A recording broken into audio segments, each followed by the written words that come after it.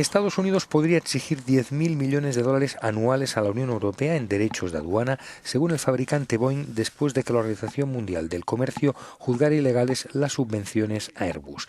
En la guerra comercial que se libran el estadounidense Boeing y el europeo Airbus, la OMC dictaminó que estas subvenciones no eran conformes a las reglas internacionales.